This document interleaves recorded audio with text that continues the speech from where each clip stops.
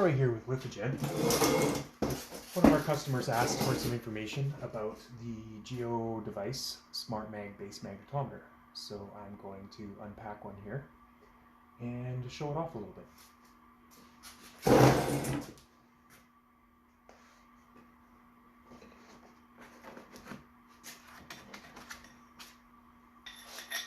Those familiar with magnetometers will know that a base mag generally gets set up on a pole and stuck somewhere in the bush, generally away from cultural artifacts.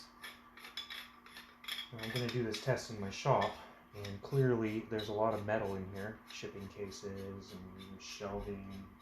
There's also power lines, and maybe barely audible above your head here is an electric fan that's circulating the air in here. So there's a lot of magnetic interference in here, so it's not actually a great place to show the data, but you can show the device well enough in the setup without having to go outside and play in the snow. Yeah, there's still snow here in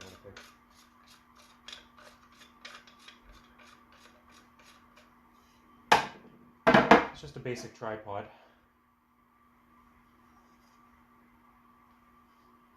Four poles go on here. One of the poles has threading on the ends.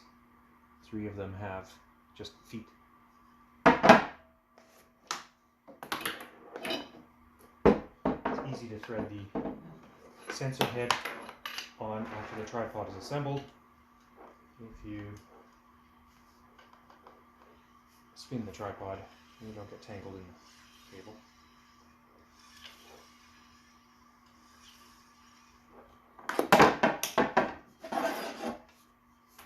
You can see the sensor head here. Inside the box there's some other pieces. This is a little mounting bit of hardware. It's optional, but just clamp it onto the base somewhere.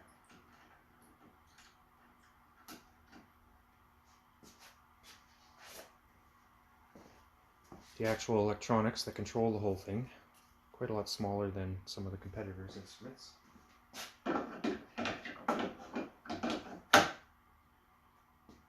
Sensor wire. As usual. Always have to spin it.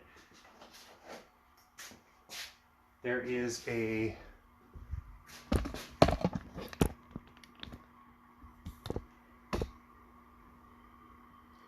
GPS connector here. This isn't really used for much if you're just using this as a base for something else, but the GPS is used for the time signal. As well, if you have a rover or something out there, you can actually do post-processed kinematic corrections for your GPS. We're not going to demonstrate that, we're just going to use it for the timing signal now.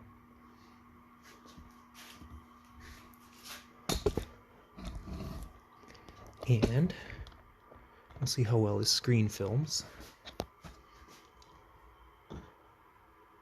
Power. Oh, hey, we need a battery.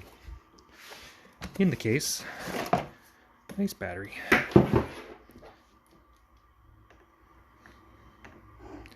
And you can actually plug multiple batteries in here. There's a second power plug.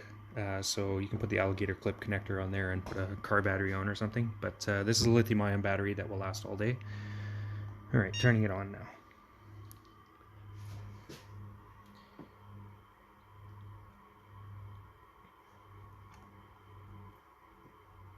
Pretty easy to use menu.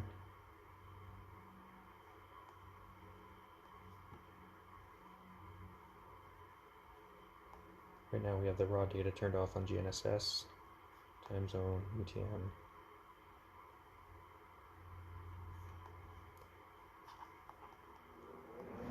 I'm going to change our project to project 1. Create.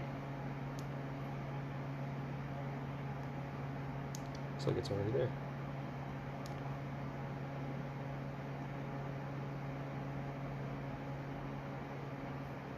Alright, we'll use project 0. Now, obviously this is a high noise environment, so the first couple readings are going to be somewhat weird.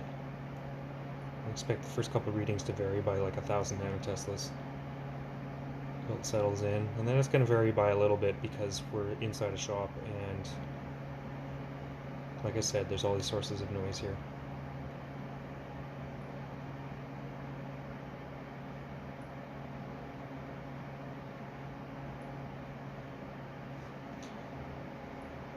I could show you some clean data from outside, but that doesn't do the demo justice.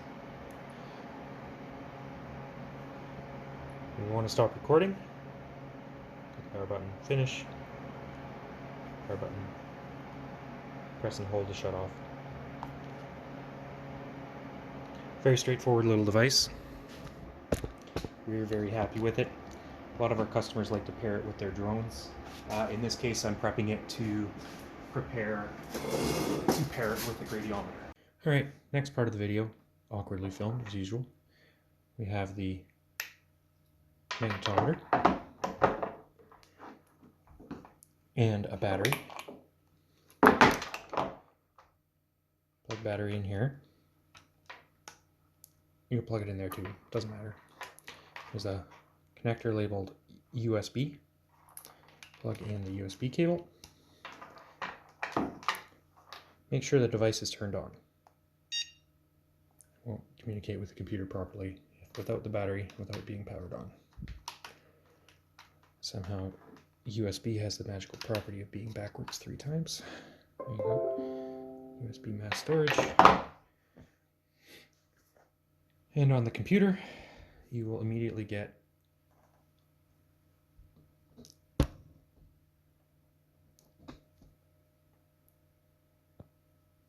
access to a data folder. We were in Project Zero. Project Zero, there's a text file. It loads up in a text editor. It's just comma separated values. And you can immediately use this data in whatever software you're using to process it. That's all.